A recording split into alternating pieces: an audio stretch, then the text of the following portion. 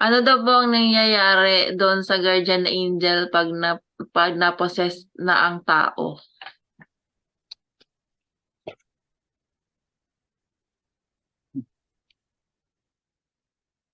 Okay, Brother Tata, ano raw yung nangyayari sa guardian angel pag napusis na yung tao?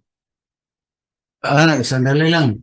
Hindi ko nakakonsentrate dahil may nagreklamo sa akin, medyo scratchy yung audio ko. Medyo ingay, wala namang nag-adjust pa po ako, Brother Rondo. Anong tanong?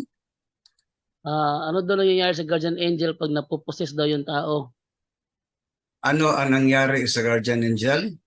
Oh, Pag ano nangyayari sa kanya? Halimbawa, yung kanya binabantayan ay napusis.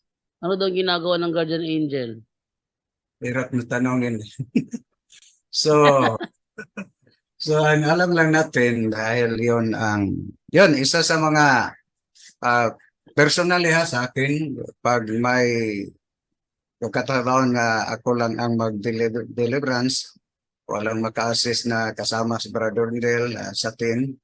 Una kong ah, hingi ng tulong ang Guardian Angel, St. Michael, of course, Intercession Mami Mary at sa lahat ng mga santo. So, isa yon sa ating hiyan ng tulong. Pero ang tanong mo, anong mangyari sa Guardian Angel, sa isang tao ay mapusis? Kasagot natin, Brother Wendell. Brother Wendell, ano daw mangyayari daw? Okay. Okay. Ano ang mangyari sa guardian angel pag ang tao ay napupusis? Natili pa rin siyang guardian angel pero hindi pwede na pasukin ng guardian angel yung free will and intellect.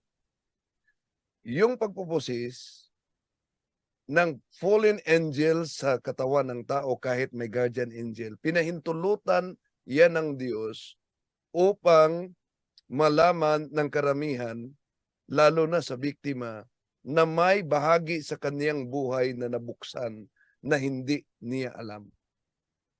Yun ang una, pinahintulutan ng Diyos, at yun din, lalo na sa guardian angel na kaniyang guardian, para malaman na mula sa kanilang ninuno may mga nabuksang pintuan sa buhay. At sa pamamagitan ng kaalaman na yan na mabuksan ang pintuan o nabuksan ang pintuan upang masarado. At yun ay dadala sa tao patungo sa kabanalan. So, sabi ni Father Chadre Perger, lahat ng mga demonic posisyon pinahintulutan dahil ito'y magdala sa mga biktima sa kabanalan. So, ano nangyari sa guardian angel? Nanatili pa rin siya na guardian.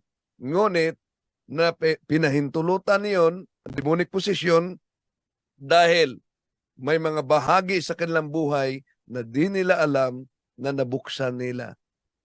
Yung tinatawag na stop, sin, traumatic experiences, occultism, and preternatural offering. At sa pamamagitan ng demonic possession, doon, mag-guide sila sa Office of Exorcism at magabayan sila para sa daan ng kabanalan. Yun po.